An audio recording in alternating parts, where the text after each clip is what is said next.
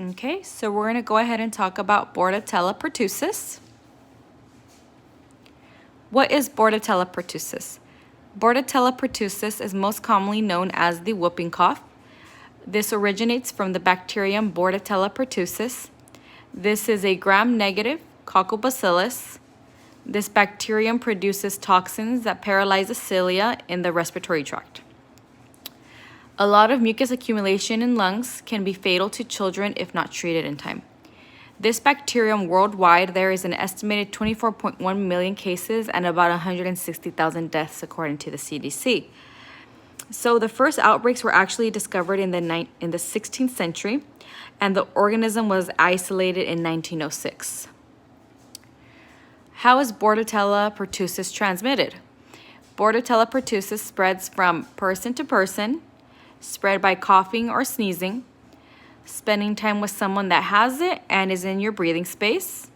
People who are infected are most contagious for the first 2 weeks, and this is spread by airborne droplets. So it's very important that, if you think you have Bordetella pertussis, that you go ahead and wear a mask, you go ahead and cover your mouth when you cough or sneeze, and wash your hands. Okay, so we're gonna go ahead and talk about signs and symptoms. Early symptoms include slight cough, a low-grade fever, and cold-like symptoms.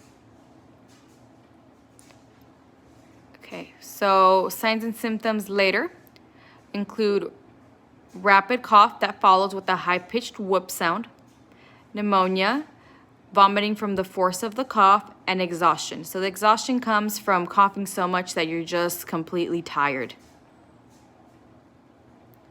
Okay, so how will your provider diagnose if you have Bordetella pertussis? So there's a couple of ways your provider will go ahead and diagnose you. So he's gonna go ahead and do a lab test, sputum culture. So this one, if possible, he'll have you go ahead and cough up some mucus and collect it in the culture swab and have that sent out for analysis. Another way is he might possibly swab your nose. This swab is kind of like the ones they're doing now for COVID testing. So they'll go ahead and swab your nose because the bacterium also is in the nose.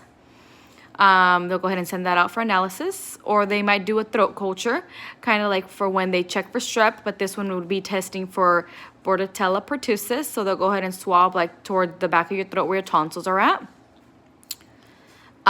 Your provider will also ask you for a history of signs and symptoms, in regards to how this disease is. Possibly might do a blood test to see if you're carrying the bacterium. He might go also with a physical examination, adding all of these together with positive results, your signs and symptoms, they can conclude that you do have Bordetella pertussis. Okay, so treatments. Treatments for Bordetella pertussis include a variety of antibiotics that will be chosen by your healthcare provider. Use of humidifiers. The use of humidifiers is very important just because with Bordetella pertussis, the mucus accumulation in your lungs sticks to the lungs and it's hard for you to cough them up. So with the humidifier, it softens up the mucus and you're able to further, bring up that mucus easier. They do encourage a lot of fluids. Fluids as well can loosen up the mucus in your lungs. So go ahead and drink lots of water. Avoid irritants that can trigger cough, for example, dust and smoke. If you have seasonal allergies and it's around that time, try not to go out as much or wear a face mask just because the pollen can go ahead and trigger, for you to have a cough attack. If your provider did give you antibiotics, make sure to finish all of your antibiotics, even if you're feeling better. If you're feeling better on day 4 and he gave you for 14 days, make sure you finish all those antibiotics because there could be a reoccurrence of Bordetella pertussis. And if your provider wanted to give you this medication, you sometimes build resistance to it. So you have to probably have another medication prescribed and, just go get 2 treatments instead of 1. Okay, so immunizations. Kids under the age of 1 should get immunized. So there is a series. So you will go ahead and take your baby from the months of 2, 4, and 6. You'll go ahead and skip 2 months each time. So at 2, they'll go in, then skip 2 months, and then going at 4 months, skip 2 months, going at 6 months, skip 2 months. So they won't give you the vaccine if you haven't reached your 2-month mark. You'll go ahead and get it at 15 and 18 months again, and then you'll go ahead and receive a booster shot from 4 to 6 years of age, and then another booster vaccine at ages 11 to 12. As adults, we do get booster vaccines, and it's recommended every 10 years. Pregnant women are highly encouraged by their OBs to get this vaccine as well from weeks 28 to 36 weeks of pregnancy to prevent transmission to the baby. Some OBs encourage the spouses or partners to go ahead and get the vaccine as well, just so they don't, transmit Bordetella pertussis to the baby. Okay, side effect from the vaccine. So side effects that you can get from the vaccine include redness and soreness at administration site, tender to touch, swelling at vaccination site. In some cases, will get a mild fever.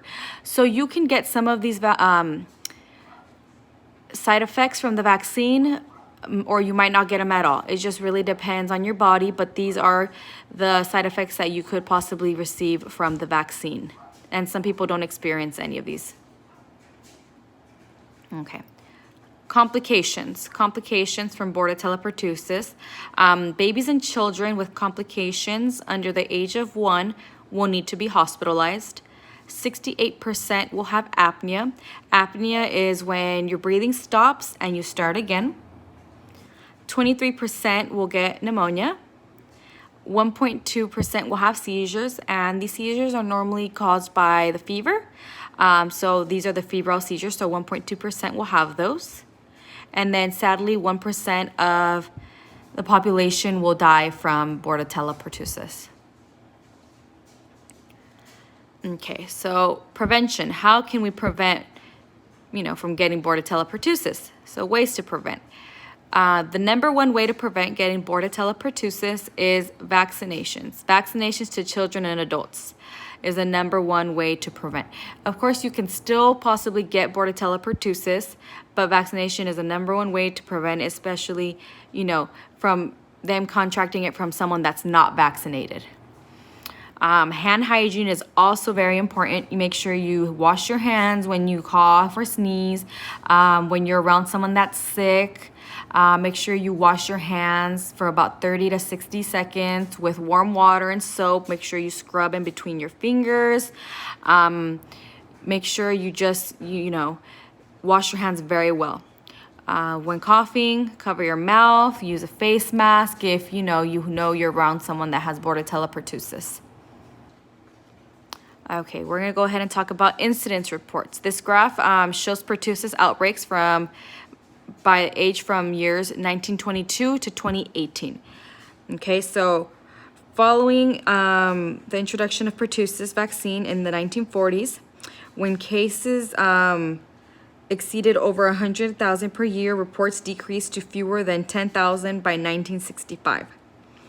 During the 1980s, pertussis began to increase gradually, and by 2018, more than 15,000 were reported nationwide. So you can see here in this area, this is around the 1960s when they had, got that originated from the vaccine and started decreasing, and we